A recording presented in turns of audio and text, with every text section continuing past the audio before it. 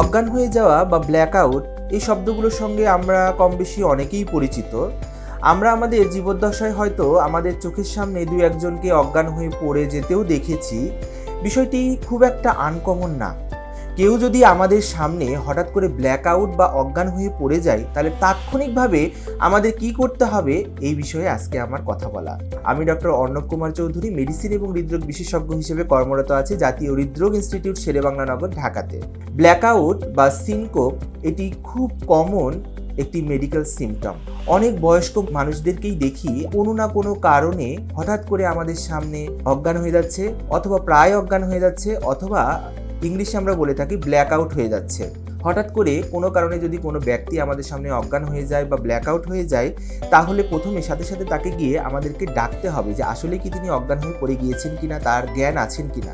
তাকে ডাকতে হবে এবং বলতে হবে যে আপনি কি অজ্ঞান হয়ে গিয়েছেন নাকি আপনার কনসাসনেস আছে। এইভাবে তাকে একটা সম্বোধন করে ডাকতে হবে যে তার কনসাসনেস লেভেলটা কেমন আছে। পরবর্তীতে তাকে আমাদের পরীক্ষা করে একটি সমতল জায়গায় শোয়াতে হবে, নিয়ে এসে শোয়াতে হবে এবং আমাদেরকে পরীক্ষা করে দেখতে হবে যে তার কোনো খিঁচুনি হচ্ছে কিনা, তার রেসপিরেশন বন্ধ হয়ে গিয়েছে কিনা, তার কোনো কারণে ভমিটিং হচ্ছে কিনা। ভমিটিং হলে তার মুখটাকে একপাশে সরিয়ে দিতে হবে, যাতে এই ভমিটিংটা তার শ্বাসনালীতে আটকে গিয়ে তার যেন দম বন্ধ না হয়ে যায়। তার মুখটাকে যদি আমরা একপাশে সরিয়ে রাখি, তাহলে কিন্তু সেদিক দিয়ে তার ভমিটাসটা বা বমির যে ম্যাটেরিয়ালসগুলো সেটা কিন্তু বের হয়ে যাবে। যদি তার খিঁচুনি হয়, তাহলে সাথে সাথে তাকে আমাদেরকে শান্ত করার জন্য ব্যবস্থা নিতে হবে এবং সাথে সাথে তাকে হসপিটালে নিতে হবে, কারণ অনেকক্ষণ ধরে খিঁচুনি হলে কিন্তু তার শ্বাসনালীটা আটকে যেতে পারে এবং সে দম বন্ধ হয়ে কিন্তু মারা যেতে পারে। খিঁচুনি হলে অবশ্যই তার শ্বাসনালীটা সোজা আছে কিনা এবং তিনি শ্বাস নিতে পারছেন কিনা এটা আমাদেরকে অবশ্যই খেয়াল রাখতে হবে। আরেকটি ব্যাপার দেখতে হবে যে হঠাৎ করে পড়ে গিয়ে, অজ্ঞান হয়ে পড়ে গিয়ে কিন্তু অনেক মানুষ মাথায় আঘাত পেতে পারে, অথবা তার হাতে পায়ে কোনো আঘাতের কারণে হাত পায়ের কোনো অংশ ভেঙে যেতে পারে। সেদিকে আমাদেরকে খেয়াল রাখতে হবে। কোনো কারণে যদি হেড ইনজুরি অথবা আমাদের শরীরের কোনো জায়গায় ফ্র্যাকচার হয় বা ভেঙে যায়, তাহলে সাথে সাথে কিন্তু সেই ব্যবস্থা নিতে হবে। কিছুক্ষণের মধ্যে যদি ব্যক্তিটির জ্ঞান ফিরে আসে, জ্ঞান ফিরে আসার পরে অ্যাজ সুন অ্যাজ পসিবল তাকে নিকটবর্তী কোনো হসপিটালে আমাদেরকে শিফট করতে হবে এবং হসপিটালে শিফট করার পরে আমাদেরকে তাকে প্রপার ডাক্তারের কাছে নিতে হবে এবং কী কারণে তিনি অজ্ঞান হলো সেটা সম্পর্কে আমরা এখন জানবো। ব্রড হেডিংয়ে মূলত দুইটি কারণে একটি ব্যক্তি অজ্ঞান বা ব্ল্যাকআউট হতে পারে। একটি হলো নিউরোলজিক্যাল কজ এবং একটি হলো কার্ডিয়াক কজ। কার্ডিয়াক কজের ক্ষেত্রে যদি কোনো কারণে কোনো ব্যক্তি অজ্ঞান হয়, সেটাকে আমরা বলি কার্ডিয়াক সিনকোপ, এবং নিউরোলজিক্যাল কোনো কারণে কোনো ব্যক্তি যদি অজ্ঞান বা ব্ল্যাকআউট হয়, সেটাকে আমরা বলি নিউরোলজিক্যাল সিনকোপ। এখন আমরা এই দুইটি সিনকোপকে একটু আলাদা করার চেষ্টা করব যে কিভাবে আমরা দুইটি সিনকোপকে আলাদা করতে পারবো। কিছু কিছু স্পেসিফিক বৈশিষ্ট্য মনে রাখলে আমরা কার্ডিয়াক সিনকোপ মানে হার্টের কোনো কারণে অজ্ঞান হয়ে যাওয়া অথবা ব্রেনের কোনো কারণে অজ্ঞান হয়ে যাওয়া, এই দুটি টপিককে আলাদা করতে পারবো। হার্টের কোনো কারণে যদি কোনো ব্যক্তি অজ্ঞান হয়ে যায়, তাহলে তার কিন্তু আগে থেকে একটি হার্টের কোনো রোগের হিস্ট্রি থাকতে পারে, তার হার্টের ভালভের কোনো রোগের হিস্ট্রি থাকতে পারে, তার হার্টের কোনো অ্যারিথমিয়ার হিস্ট্রি থাকতে পারে, বিশেষ করে ব্রাডি অ্যারিথমিয়া, যেটি আমি আমার পূর্ববর্তী একটি ভিডিওতে বলেছি। লিঙ্কটি ডেসক্রিপশন বক্সে দেওয়া থাকবে, আপনারা দেখে নেবেন। হার্টের কোনো কারণে যদি অ্যারিথমিয়া হয়, কোনো কারণে হার্টের বিট যদি 60 এমনকি আরও কমে, যদি 40-এর নিচে কমে যায়, সেটি আমাদের কমপ্লিট হার্ট ব্লক অথবা আমাদের সাইনাস নোড ডিসফাংশনের কারণে, সিক্স সাইনাস সিনড্রোমের কারণে যদি আমাদের হার্টবিট 40-এর নিচে নেমে যায়, তখন কিন্তু রোগীটি তা অজ্ঞান হয়ে পড়ে যেতে পারে এবং এটা তার রিপিটেড হিস্ট্রি হতে পারে। তো সাধারণত কার্ডিয়াক সিনকোপগুলো কেমন হয়, এটা খুব অল্প সময়ের জন্য হয় এবং কিছু সময় পরে, বিশেষ করে 2 থেকে 5 মিনিট পরে তার কিন্তু জ্ঞান পুরোপুরি ফিরে আসে এবং তিনি একটি ধাঁধার মধ্যে থাকে যে আসলে কি আমি অজ্ঞান হয়ে পড়ে গিয়েছিলাম।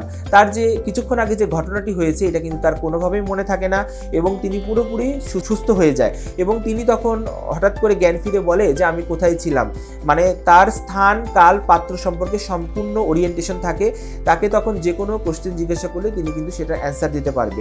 তার নাম জিজ্ঞাসা করলে তিনি তার নাম বলতে পারবে, তার বাসা কোথায় জিজ্ঞাসা করলে তিনি সব কিছু বলতে পারবে। অর্থাৎ যে কার্ডিয়াক সিনকোপের কারণে কিন্তু কোনো নিউরোলজিক্যাল ডেফিসিট হয় না। অর্থাৎ কার্ডিয়াক সিনকোপকে যদি সংক্ষেপে আমরা বলি, হার্টের কোনো ভালভের সমস্যা অথবা হার্টের কোনো রিদমের সমস্যার কারণে কোনো ব্যক্তি যদি সাময়িক সময়ের জন্য অজ্ঞান হয়ে যায় তাহলে এটা খুব অল্প সময়ের জন্য হয় এবং রোগীটি যখন জ্ঞান ফিরে পায় তখন তার স্থান, কাল, পাত্র সম্পর্কে সম্পূর্ণরূপে উনি ওয়াকিবহাল থাকেন, উনি সব কিছু সম্পর্কে বলতে পারেন এবং তার সাধারণত কোনো নিউরোলজিক্যাল ডেফিসিট থাকে না, সাধারণত কোনো খিঁচুনি থাকে না। কিন্তু অন্যদিকে নিউরোলজিক্যাল কারণে বা ব্রেনের কোনো সমস্যার কারণে যদি কোনো ব্ল্যাকআউট হয় তাহলে ওই ব্যক্তিটির আগে থেকে নিউরোলজিক্যাল কোনো সমস্যার হিস্ট্রি থাকে অথবা তিনি নিউরোলজিক্যাল কোনো সমস্যার কারণে কোনো ওষুধ খাচ্ছেন এরকম কোনো হিস্ট্রি থাকে, অথবা তিনি যদি ব্ল্যাকআউট হয়ে পড়ে যান এটা আর সাধারণত একটি লম্বা সময়ের জন্য হয়, সাধারণত 30 মিনিট থেকে 1 ঘন্টা সময় ব্যাপী এটি দীর্ঘায়িত হতে পারে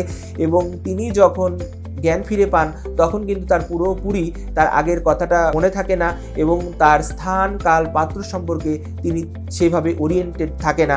তিনি অনেক সময় তার নাম ভুলে যান, তার মুখ বাঁকা হয়ে যেতে পারে, তিনি চোখে না দেখতে পারেন, মানে বিভিন্ন ধরনের তার নিউরোলজিক্যাল ডেফিসিট থাকতে পারে।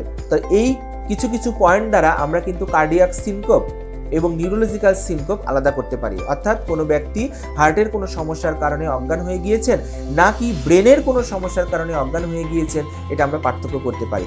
পরবর্তীতে আমরা কিছু পরীক্ষা যেমন হার্টের কিছু পরীক্ষা যেমন ইসিজি, ইকোকার্ডিওগ্রাম এবং 24 আওয়ার্স অথবা 48 আওয়ার্স হল্টার মনিটরিং দ্বারা কিন্তু আমরা হার্টের কারণগুলোকে আলাদা করতে পারি। অন্যদিকে ব্রেনের কোনো সিটি স্ক্যান অথবা এমআরআই অথবা ইলেকট্রোএনকেফালোগ্রাম যেটা সংক্ষেপে বলা হয় ইইজি পরীক্ষা দ্বারা কিন্তু ব্রেনের কোনো কারণকে আমরা আলাদা করতে পারি। এছাড়াও মেটাবলিক কিছু কারণ আছে যেই কারণে কিন্তু একটা মানুষ ব্ল্যাকআউট হতে পারে। এখন আমাদের সমাজে অনেক ব্যক্তি কিন্তু ডায়াবেটিক কোনো পেশেন্টের যদি কোনো কারণে ব্লাড গ্লুকোজ লেভেল স্বাভাবিক মাত্রার থেকে কমে যায় যেটাকে আমরা বলি হাইপোগ্লাইসেমিয়া, এটার কারণেও কিন্তু একটা ব্যক্তি ব্ল্যাকআউট অথবা অজ্ঞান হয়ে যেতে পারে। আরেকটি কমন কারণ হলো হাইপোন্যাট্রিমিয়া, রক্তে সোডিয়ামের পরিমাণ স্বাভাবিক মাত্রার থেকে কমে গেলে কোনো ব্যক্তি কিন্তু মাথা ঘুরে অজ্ঞান হয়ে যেতে পারেন। তো এই সমস্ত কারণগুলো আমাদেরকে আইডেন্টিফাই করতে হবে এবং এই কারণগুলো আইডেন্টিফাই করে আমাদেরকে একটা নির্দিষ্ট ডায়াগনোসিসে যেতে হবে যে কোন কারণে উনি অজ্ঞান হয়ে গেলেন এবং পরবর্তীতে সেই অনুযায়ী আমাদেরকে ট্রিটমেন্ট করতে হবে। সকলে ভালো থাকবেন, সুস্থ থাকবেন। আসসালামু আলাইকুম।